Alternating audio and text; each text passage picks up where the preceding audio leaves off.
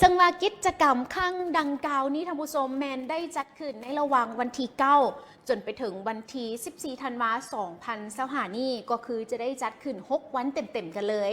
สำหรับในตอนเช้าของวันอังคารกงกับวันที่9ธันวาคมที่ผ่านมานี่แมนได้มีพิธีทางศาสนาเป็นการใส่บาตรตามฮีตของประเพณีอันดีงามและตอนบ่ายในเวลา 13:00 นก็ได้มีการแข่งขันศิลปะวรรณคดี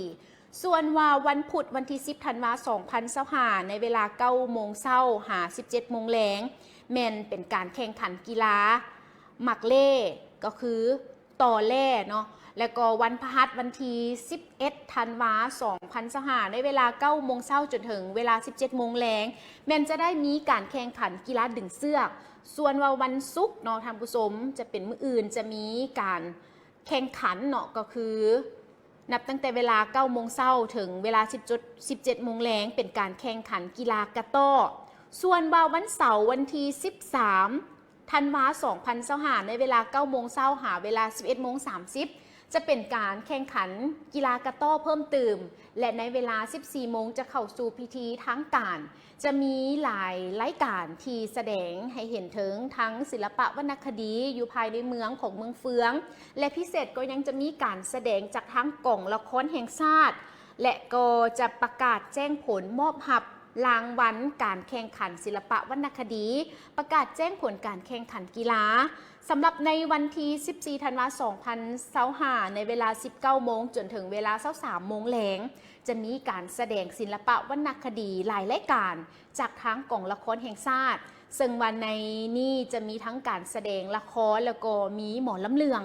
งานครั้งนี้แตกต่างจากปีที่ผ่านมาพิเศษเนาะก็คือแมนให้เข้าชมฟรีนั่นเองสถานที่แมนจัดอยู่ที่ทางบ้านทาติดกับวัดบ้านนาทัวเมืองเฟืองของแขวงเวียงจันทร์อันนี้ก็ถือได้ว่าเป็นอีกหนึ่งกิจกรรมดีๆที่ได้จัดขึ้นอยู่ที่ทางเมืองเฟืองแขวงเวียงจันทร์เนาะถือว่ามีหลากหลายกิจกรรมกันเลยและคงยังจะสืบต่อจนเวียกงานดังกล่าวครั้งนี้ก็เพื่อเป็นการแบ่งเบา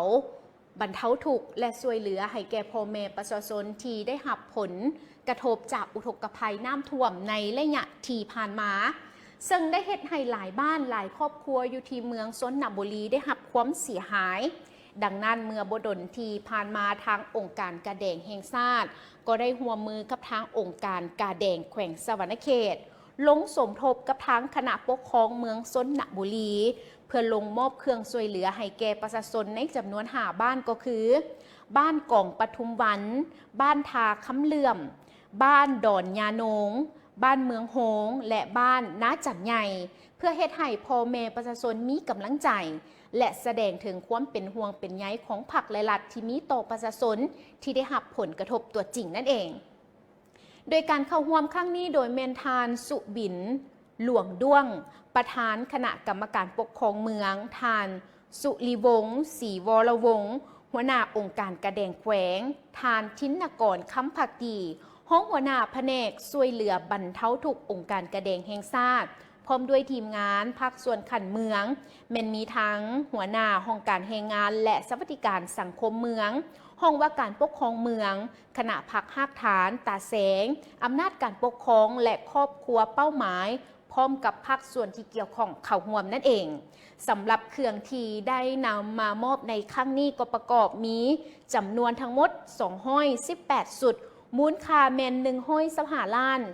250,000 กีบและกล่าวมอบโดยทานสุริวงศ์ศรีวรวงศ์หัวหน้าองค์การกระแดงแขวงพร้อมกับทีมงานและกล่าวรับโดยทานสุบินหลวงด้วงประธานคณะกรรมการปกครองเมืองแล้วก็ได้มีการมอบต่อให้แก่อำนาจการปกครองบ้านและครอบครัวเป้าหมายอย่างทั่วถึงนั่นเองอันนี้ก็ถือได้ว่าเป็นการสร้างขวัญกำลังใจให้กับพ่อแม่ประชาชนที่ได้รับผลกระทบจากอุทกภัยน้ำท่วม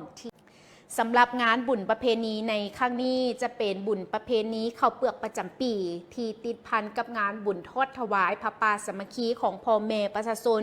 คุ้มม่วงแก้วที่ขึ้นกับบ้านใหญ่พัฒนานาแก้วเมืองสนะสมบูรณ์แขวงจำปาสักได้จัดขึ้นอย่างมีบรรยากาศคึกคืนมวลซื่นซึ่งว่าได้จัดขึ้นในตอนเช้าของวันที่9ธันวาคม2025ที่ผ่านมานี้ภายในเข้าร่วมของพระอาจารย์ทองไสยวงศ์ รองประธานองค์การพุทธศาสนาสัมพันธ์ลาวเมืองประธานองค์การพุทธศาสนาสัมพันธ์ลาวเขตสงนาแก้วมีทั้งพระเถระนุเถระแต่ละหัวหน่วยวัดภายในเขตสงนาแก้วภายนอกเป็นมีทานเดือนพรสีบุญเฮืองรองประธานแนวเล้าสังสัตเมืองทานสีหาลัตนะเสงคำรองในบ้านใหญ่พัฒนานาแก้วหับผิดชอบทางคุ้มมวงแก้วพร้อมด้วยสาวพุทธศาสนาสนิกชนทั้งภายในและทางบ้านใกล้เคียงเข้าร่วมกันอย่างหลวงหลายภายในก็ได้มีพิธีทำบุญใส่บาตรเนาะแล้วก็ได้มีการถวายเครื่องไสยทานต่างๆให้แก่พระสงฆ์ต่อกับพิธีแห่กองผ้าป่าสามัคคีจากคณะเจ้าศรัทธาทั้งหลายทอดถวายแด่พระสงฆ์สามเณรภายในวัดอัมพวันนารามก็คือคุ้มมวงแก้วพิเศษภายในงานในครั้งนี้ก็ยังได้มีการตกแต่งห่อพระศาสตร์ข้าวเปลือกอย่างจบงามและก็หับสมขบวนฟ้อนศิลปะจากทางน้องนักเรียนโรงเรียนมัธยมศึกษาสมบูรณ์สนะสมบูรณ์พร้อมด้วยลูกหลานน้องน้อยเยาวชนจากทางโรงเรียนปฐมสมบูรณ์คุ้มมวงแก้วและสหพันธ์แม่หญิงบ้านที่แสดงให้เห็นถึงความสามัคคีวัฒนธรรมฮิตของประเพณีอันดีงามของคนลาวนั่นเองและในพิธีดังกล่าวพระอาจารย์จันดีสายทวีสุขกรรมการองค์การพุทธศาสนาสัมพันธ์ลาวเมืองคณะองค์การพุทธศาสนาสัมพันธ์ลาวเขตสงนาแก้วเจ้าอธิการวัดอัมพวันไสยรามคุ้งมวงแก้วก็ได้กล่าวว่าการจัดงานบุญข้าวเปลือกประจำปีโดยติดพันกับงานบุญทอดผ้าป่าสามัคคีในครั้งนี้แม่นเกิดจากความสามัคคีอันเป็นจิตหนึ่งใจเดียวของพ่อแม่ประชาชนภายในคุ้มมวงแก้วทั้งนี้ก็เพื่อเป็นการสืบสานอนุรักษ์รักษาฮีตของประเพณีอันดีงามก็คือฮีต12ของ14ที่คนลาวชาวพุทธโดยเฉพาะก็คือพ่อแม่ประชาชนภายในคุ้มบ้านก็คือบ้านมวงแก้วได้มีการปฏิบัติกันมาตั้งแต่ดนนานให้ยืนยงโดยติดพันกับการสมทบทุนเขาในการก่อสร้างศาลาแคมป์ห้วยภายในวัดอัมพาวันไสยรามคุ้มมวงแก้วที่จะได้ลงมือก่อสร้างในตอนนี้นอกจากนั้นยังเป็นการซุกยิ้วส่งเสริมการท่องเที่ยวทางด้านวัฒนธรรมท้องถิ่นหรือลาวเที่ยวลาวให้มีบรรยากาศคึกคืนและอีกอย่างหนึ่งก็เพื่อเป็นการเต้าโฮมความสามัคคีหักแพงของพ่อแม่ประชาชนภายในบ้านและก็บ้านอ้อมข้างให้มีความแน่นแฟ้นยิ่งขึ้นนั่นเองอันนี้ก็ถือได้ว่าเป็นภาพบรรยากาศในงานบุญประเพณีดังกล่าวที่เมืองสนะสมบูรณ์แขวงจำปาสักนะครับเวียกงานดังกล่าวนี้ได้มีการสืบต่อปฏิบัติในค่ำวันที่10 ธันวาคม 2025ทั้งคณะหน่วยงานผู้เชี่ยวชาญด้านการเก็บกู้ระเบิดเพื่อมนุษยธรรมในขอบของกองประชุมรัฐมนตรีป้องกันประเทศอาเซียนบวกครั้งที่16ได้เดินทางไปยังสนามกวดกู้และทำลายระเบิดอยู่ที่เมืองเวียงไซแขวงหัวพันเพื่อสังเกตการปฏิบัติงานกวดกู้และทำลายระเบิดตัวจริงที่กองทัพลาวรัสเซียพวมปฏิบัติงานกันอยู่การเดินทางเข้าร่วมสังเกตการทำลายระเบิดในครั้งนี้แม่นเป็นส่วนหนึ่งของการเสริมสร้างความเข้าใจและการร่วมมือในภาคพื้นโดยเฉพาะเวียกงานการแก้ไขปัญหาระเบิดบ่ทันแตกที่ยังตกค้างอยู่ในฝั่งสงครามและในโอกาสนี้เองทางคณะผู้แทนก็ยังได้รับฟังการรายงานย่อในการจัดตั้งปฏิบัติเวียกงานกวดกู้ระเบิดห่วมระหว่าง2 กองทัพลาวรัสเซียอยู่ที่ภาคสนามซึ่งมีทั้งสิ่งที่อำนวยความสะดวกสิ่งที่ท้าทายและความคืบหน้าในการเก็บกู้ระเบิดจากทานสหายพันโทคอนแก้วอระดมหัวหน้าการทหารศูนย์แก้ไขระเบิดบ่ทันแตก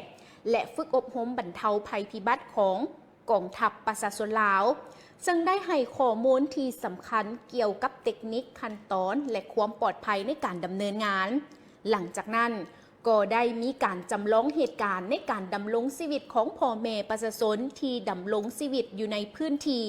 ที่มีความเสี่ยงต่อกับระเบิดที่ยังตกค้างและบ่ทันแตกให้แก่บรรดาคณะหน่วยงานผู้เชี่ยวชาญด้านการเก็บกู้ระเบิดเพื่อมนุษยธรรม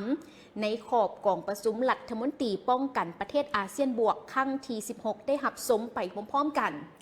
ซึ่งพร้อมเดียวกันนั้นทางคณะกวดกู้ระเบิดลาวรัสเซียก็ได้มีการปฏิบัติการทำลายระเบิดที่ได้กวดเห็นและเก็บกู้มาไว้อยู่ที่ภาคสนามให้แก่ทางคณะหน่วยงานผู้เชี่ยวชาญดังกล่าวได้สังเกตถึงวิธีการทำลายตัวจริง พื่อเป็นการยืนยันถึงมาตรฐานและประสิทธิภาพของการปฏิบัติงานในภาคสนามของสปป.ลาวหลังจากสำเร็จพิธีแล้วทั้งคณะผู้แทนก็ยังได้ถือเอาโอกาสนี้เที่ยวชมเบิงบรรดาธรรมอยู่ที่เมืองเวียงไซน้ำตื่มอีกด้วยและนี่ก็ถือได้ว่าเป็นการปฏิบัติหน้าที่ยังเอาใจใส่เนาะในการเก็บกู้ระเบิดที่ยังบ่ทันแตกที่ยังตกค้างอยู่ตั้งแต่ปางสงครามในประเทศลาวของพวกเขานั่นเองค่ะผู้ชมทั้งหมดก็ต้องขอบใจภาพข่าวครั้งนี้จากไพลินและพร้อมเดียวกันนั้นในและยันนี่ยังจะนำพาทุกท่านนั้นติดตามเบิงเป็นเวียกงานของท่านประธานสภาประชาชนของแขวงสวรรณเขตก็ได้ลงสำรวจเส้นทางเลขที่ RR 6390ก็คือเส้นทางเลข10เพื่อวางแผนซ่อมแปลงปรับปรุงคืนใหม่ซึ่งในนั้นเมนทานกงแก้วมีวรจักรประธานสภาแขวงสวรรณเขตและก็ทานสุวรรณแสงจำพรห้องหัวหน้าแผนกโยธาธิการและขนส่งแขวงพร้อมนี้ก็ยังมีทานกองแลออนจันทลือไซหักษาการเจ้าเมืองทานคำมาธรรมวงศ์ประธานกวดกาผักหลัดเมืองพร้อมด้วยคณะของการโยธาธิการและขนส่งเมืองและคณะปกครองบ้าน2ห้องเมืองอาจสะพรแขวงสวรรณเขตเข้าร่วมด้วยกันการลงสำรวจแนวทางเลขที่6390นับตั้งแต่บ้าน2ห้องหาจอมผู้สร้างแฮแล้วก็ลัดลงหาใส่ทางบ้านแก้งยาวและแต่บ้านแก้งยาวหาทางเลขที่ PR 6304ก็คือทางเลข10ในขอบเขตของบ้านดงคำกวนเพื่อเสนอขอทุนฟื้นฟูซ่อมแปลงคืนทางนี้ก็เพื่อเหตุให้เส้นทางดังกล่าวนั้นสามารถสัญจรเที่ยวไปมาได้อย่างสะดวกขึ้นกว่าเก่าในต่อหน้าซึ่งว่าเส้นทางดังกล่าวนั้นแมนมีความยาวทั้งหมดก็คือ15กิโลเมตรกว้างที่6เมตรสำหรับแผนการในการซ่อมแปลงทางแมนจะได้มีการบุกเบิกหน้าดินตาม2ข้างทางด้านละ5เมตรเฮ็ดขัวจำนวน2แห่งและก็ใส่ท่อลอดขนาด150ซังติเมตร4แห่งใส่ท่อลอดขนาด100ซังติเมตร3แห่งและใส่ท่อขนาด80ซังติเมตร2แห่งและก็ใส่ท่อลอดอีก30ซังติเมตรอีกจำนวน3แห่งด้วยกันและนี่ก็ถือได้ว่าเป็นความคืบหน้าสำหรับการซ่อมแปลงเส้นทางเลขที่10ของทางแขวงสวรรณเขตค่ะผู้ชมถ้าหากว่ามีความคืบหน้าแนวใดแน่นอนทางรายการก็จะได้มีการในครั้งวันที่9ธันวาที่ผ่านมานี่ห้านหัตถกรรมป้าคำแสนบ้านพ้นหมีเมืองเวียงคำถือเป็นเกียรติอย่างสูงและโอกาสดีของทางศูนย์หัตถกรรมตำแพนป้าคำแสนได้ต้อนรับทานนางมิดแซโอเบิลเอกอัครราชทูตออสเตรเลียประจำการส่งเสริมความเท่าเทียมบทบาทหญิงชายและคณะผู้แทนติดตามการดำเนินเวียกของโครงการพัฒนาการค้าภาคพื้นที่สนับสนุนโดยออสเตรเลียและนิวซีแลนด์นำพาโดยทานนางปริญญาเอกมะไลคำห้องกรมส่งเสริมจุลวิสาหกิจขนาดน้อยและกลางกระทรวงอุตสาหกรรมและการค้าพร้อมด้วยภาคส่วนที่เกี่ยวข้องเข้าร่วมด้วยกันในนั้นทานนางสมเพชรโคตรศรีเมืองผู้อำนวยการศูนย์หัตถกรรมตำแพนบ้านพ้นมีก็ได้ให้ฮู้ว่าความเป็นมาและการลิเริ่มกิจการแมนป้าคำแสนเป็นผู้ลิเริ่มซึ่งผลิตภัณฑ์หัตถกรรมของศูนย์ดังกล่าวเคยได้รับรางวัลชนะเลิศในโครงการประกวดผลิตภัณฑ์หัตถกรรมดีเด่นหลายครั้งที่สมาคมหัตถกรรมลาวได้จัดขึ้นส่วนมาตลาดการจำหน่ายแมนภายในประเทศถึง90ส่วนห้อยอย่างเช่นได้จำหน่ายอยู่ที่ทั้งแขวงเวียงจันทน์นครหลวงเวียงจันทน์แล้วก็แขวงอื่นๆนอกจากนั้นแมนได้ส่งผลิตภัณฑ์หัตถกรรมออกสู่ตลาดต่างประเทศอย่างเช่นญี่ปุ่นจีนไทยและประเทศอื่นๆที่ผ่านมาทั้งศูนย์ก็ได้เข้าร่วมการวางแสดงสินค้าทั้งภายในและต่างประเทศอย่างเช่นอยู่ที่ประเทศญี่ปุ่นประเทศไทยประเทศจีนนอกจากนั้นแล้วยังมีการขายช่องทางออนไลน์ต่างๆอีกด้วยอย่างเช่นขายผ่านทาง Facebook นั่นเองในปี 2018 ได้รับการยั่งยืนสินค้า1เมือง1ผลิตภัณฑ์แห่งชาติหรือว่า ODOP ได้เป็นใบอนุญาตเลขที่0160/สพคจ้ำอคลงในวันที่16 สิงหาคม ปี 2018 กรมส่งเสริมการค้าและพัฒนาสินค้ากระทรวงอุตสาหกรรมและการค้า ปี 2022 แม่นได้รับใบอนุญาตดำเนินกิจกรรมศูนย์หัตถกรรมตามเอกสารฉบับเลขที่ 0056 ทับหอหอจ้ำหอทอกอดอลงในวันที่ 2 มังกรของปี 2022 ทางกระทรวงอุตสาหกรรมและการค้าหลังจากนั้นทั้งศูนย์ก็ยังได้รับการร่วมมือและรับการสนับสนุนจากทั้งบรรดาโครงการต่างๆอย่างเช่นการร่วมมือกับทั้งองค์การ JTOS BAF2 กองทุน SME และก็โครงการ RTCD สำหรับผลิตภัณฑ์ของศูนย์ปัจจุบันนี้ประกอบมีเป็นสินไหมสินฝ้ายแพรตัดเสื้อแพรพันคอ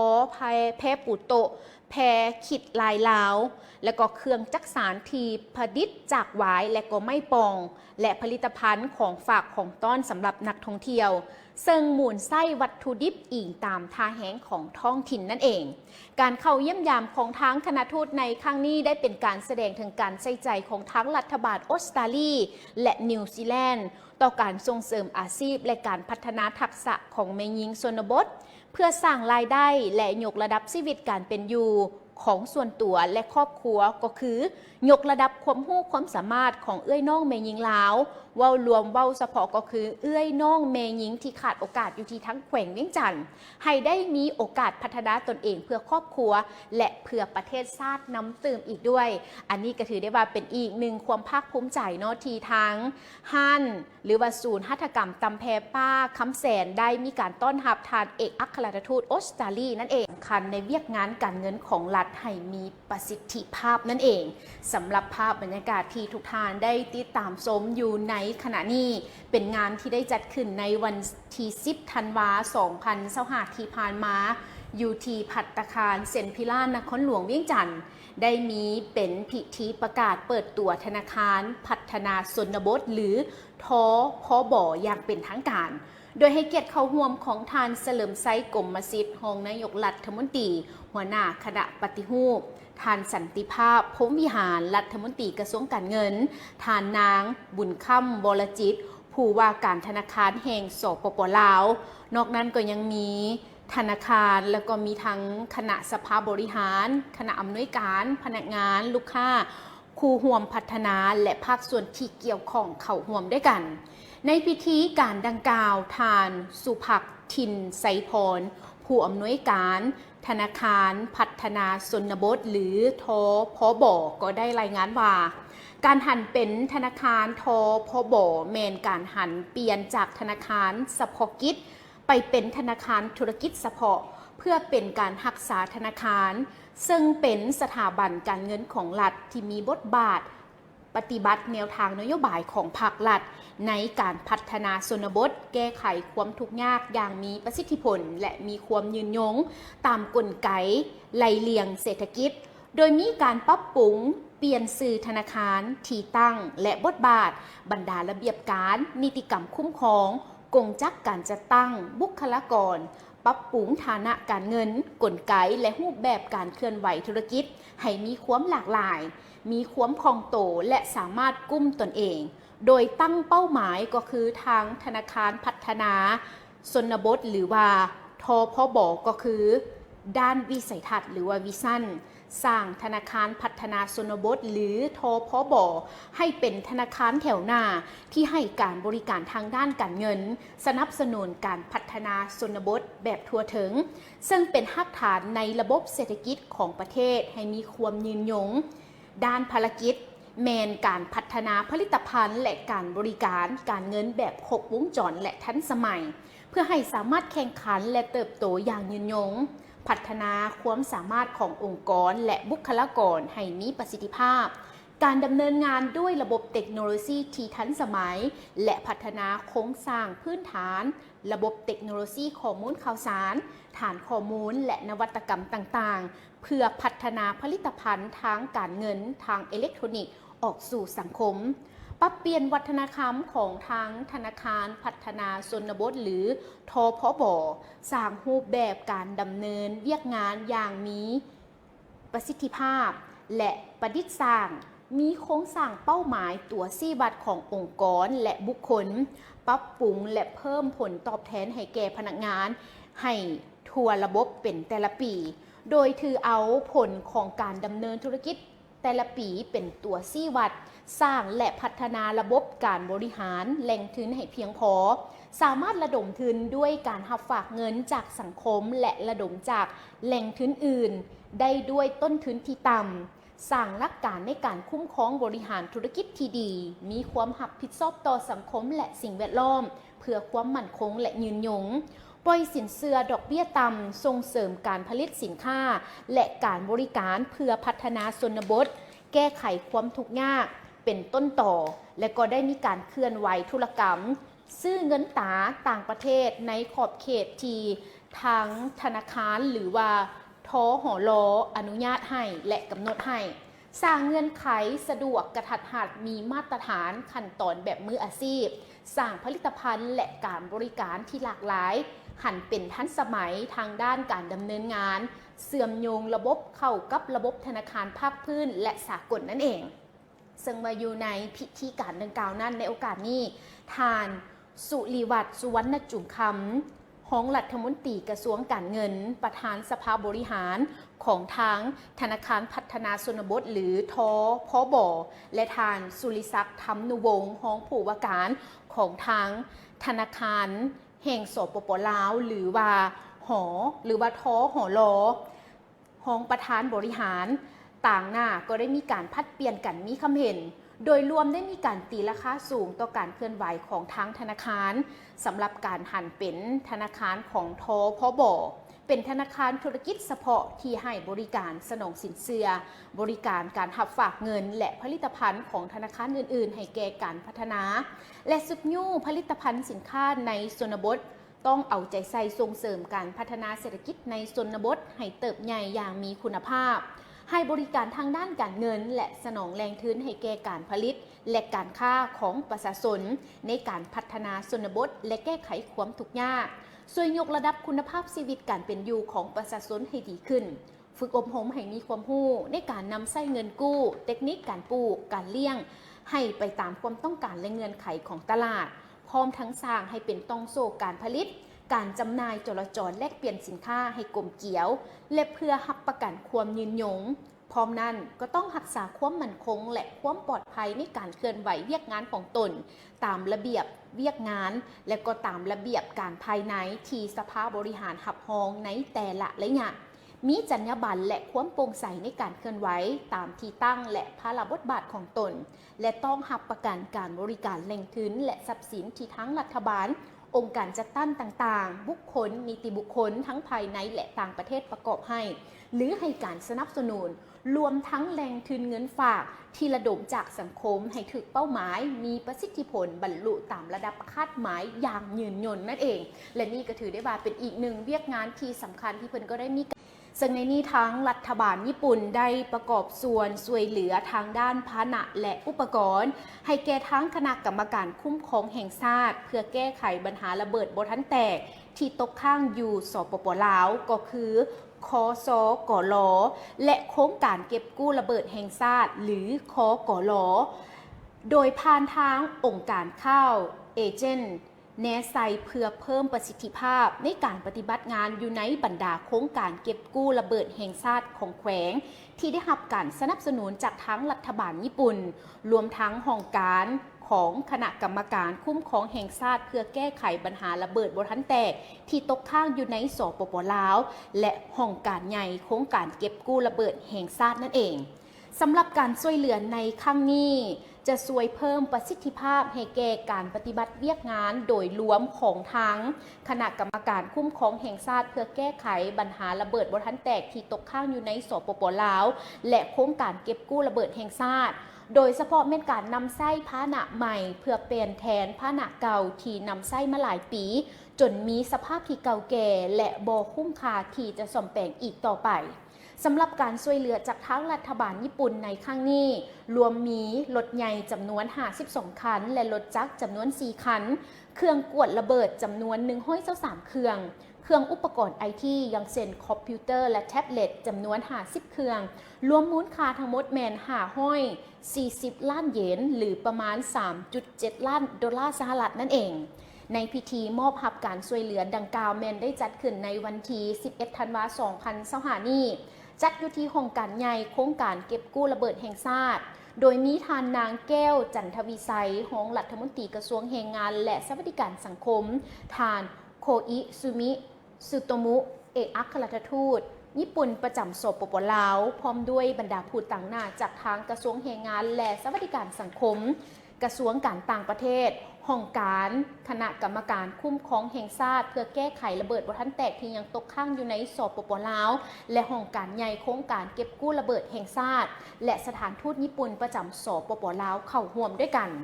ในโอกาสดังกล่าวนี้ทานนางแก้วจันทวิไสรก็ได้ต่างหน้าให้แก่รัฐบาลลาวกล่าวรับการช่วยเหลือดังกล่าวจากทั้งรัฐบาลญี่ปุ่นว่าข้าพเจ้าขอแสดงความขอบใจอย่างสุดซึ้งมายังรัฐบาลญี่ปุ่น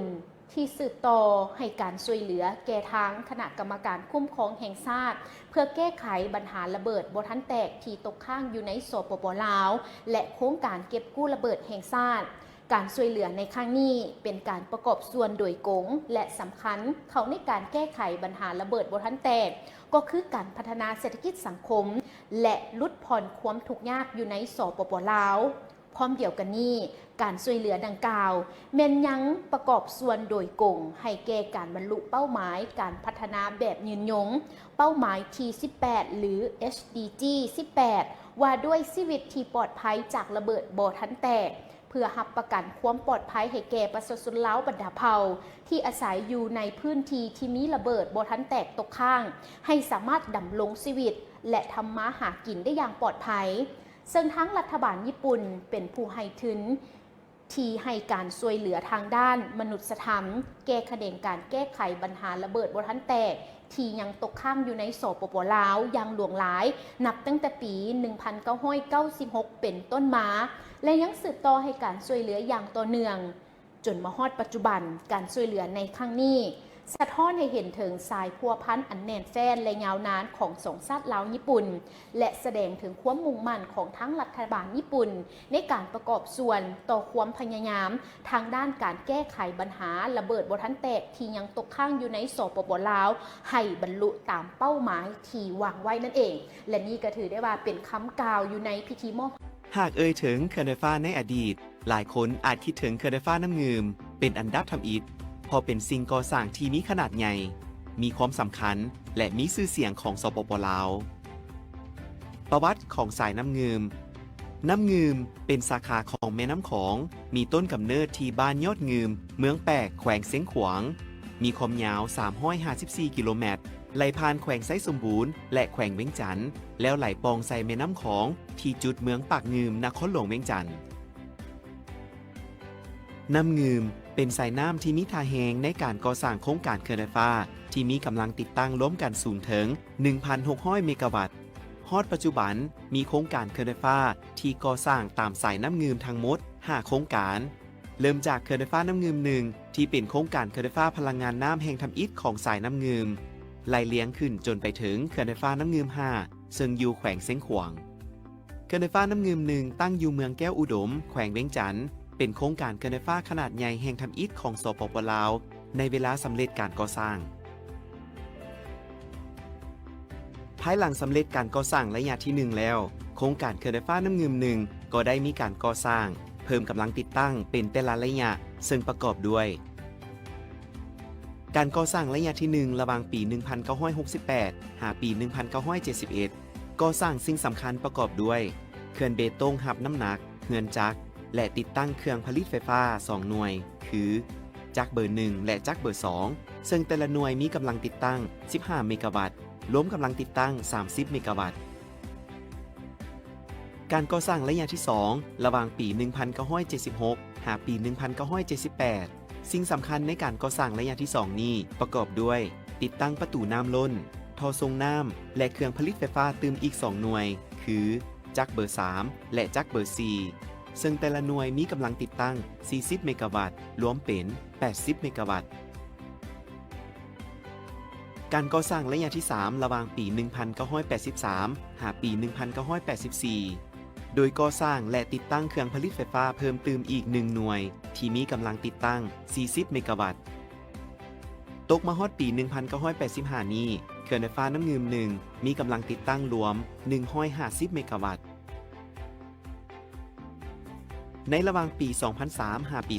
2004 ได้มีการซ่อมแปลงใหญ่เครื่องจักรเบอร์ 1 และเบอร์ 2 เฮ็ดให้กำลังติดตั้งเพิ่มขึ้นจากหน่วยละ 15 เมกะวัตต์ มาเป็น 17.5 เมกะวัตต์ ฮอดปี 2004 มีกำลังติดตั้งรวม 155 เมกะวัตต์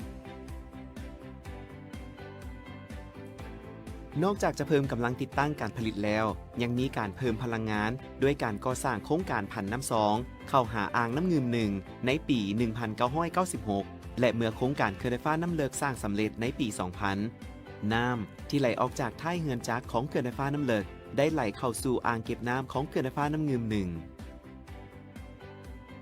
ผลประโยชน์ที่ได้รับจากน้ำไหลเข้าอ่างน้ำงืมด้วย2โครงการดังกล่าวเฮ็ดให้พลังงานไฟฟ้าของเขื่อนไฟฟ้าน้ำงืม1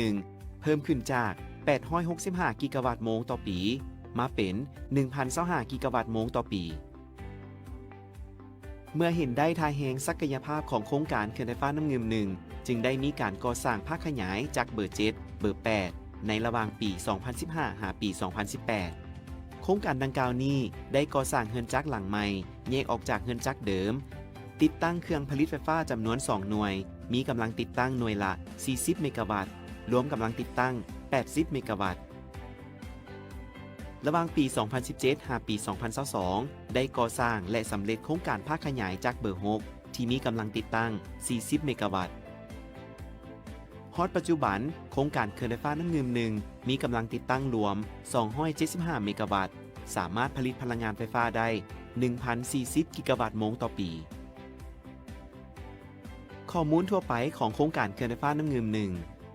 โครงการเขื่อนไฟฟ้าน้ำงืม1มีเนื้อที่อ่างโตงกว่มเอา 8,460 ตารางกิโลเมตร ระดับน้ำเต็มอ่าง 212.30 เมตร เทียบใส่ระดับหน้าน้ำทะเล เนื้อที่อ่างเก็บน้ำ 370 ตารางกิโลเมตร ปริมาตรน้ำเต็มอ่าง 7,030 ล้านเมตรก้อน เขื่อนเป็นประเภทเบตงน้ำหนัก มีความยาว 468 เมตร สันเขื่อนกว้าง 6 เมตร สูง 70 เมตร จากระดับหากฐาน ระบบสายส่งกระแสไฟฟ้า สายส่งวงจรที่ 1 2 3 4 6 7 และ 8 ออกจากเขื่อนไฟฟ้าน้ำงืม1หาสถานีไฟฟ้าแสงสว่าง ก่อนที่จะส่งต่อไปหาบรรดาสถานีต่างๆ ที่อยู่ทางภาคกลาง และสายส่งที่ 5 ออกจากเขื่อนไฟฟ้าน้ำงืม1หาเขื่อนไฟฟ้าน้ำเลิกซึ่งมีความยาว 55 กิโลเมตร เขื่อนไฟฟ้าน้ำงืม1ผลิตไฟฟ้าเพื่อตอบสนองกระแสไฟฟ้าแก่ภาคกลางและภาคเหนือของสปป.ลาวผ่านระบบสายส่งของไฟฟ้าลาวเซ็นแขวงบริคำไซเสียงขวางหลวงพะบาง อุดมไซหลวงน้ำทาและนครหลวงเวียงจันทน์ส่วนที่เหลือแมนขายให้แก่ประเทศไทยเวียกงานทางด้านรักษาสิ่งแวดล้อมเขื่อนไฟฟ้าน้ำงืม1ได้รับใบยั่งยืนด้านการบริหารจัดการด้านสิ่งแวดล้อมมาตรฐานสากล ISO 14001:2004 EMS แต่ปี 2011 หาปี 2016 จากองค์การ Direct Assessment Service หรือ DAS และล่าสุดได้รับอัปเดตเป็นเวอร์ชันระหว่างปี 2017 หาปี 2024 ได้มีการกวดกาคุณภาพน้ำเป็นประจำ ได้มีการอนุรักษ์ปกปักรักษาสัตว์น้ำที่บริเวณเขื่อนด้วยการสร้างเขตสงวนที่อยู่ก้องเขื่อนปรับปรุงสภาพแวดล้อมบริเวณเฮือนจักรให้มีความสวยสดงดงามเวียกงานช่วยเหลือสังคมนอกจากปฏิบัติเวียกงานวิสาสะเพาะแล้วเขื่อนไฟฟ้าน้ำงืม1ยังมีทีมงานนักดำน้ำที่ให้ความช่วยเหลือสังคมในเวลาเกิดเหตุฉุกเฉินและอย่างที่ผ่านมาเขื่อนดังกล่าวได้สร้างความรับรู้ความเข้าใจแก่ชุมชนที่อาศัยอยู่ก้องเขื่อนด้วยการกระจายข่าวสารประกาศแจ้งการสู่ชุมชนจากเครื่องมืออุปกรณ์ที่เขื่อนได้ช่วยเหลือแก่บรรดาบ้านอยู่ก้องเขื่อนและอื่นๆพวกเขามีความภูมิใจที่เป็นส่วนหนึ่งในการผลิตพลังงานไฟฟ้าเพื่อตอบสนองความต้องการในการสมใช้ของสังคมนับแต่อดีตจนถึงปัจจุบันและจะสืบต่อไปเรื่อยๆ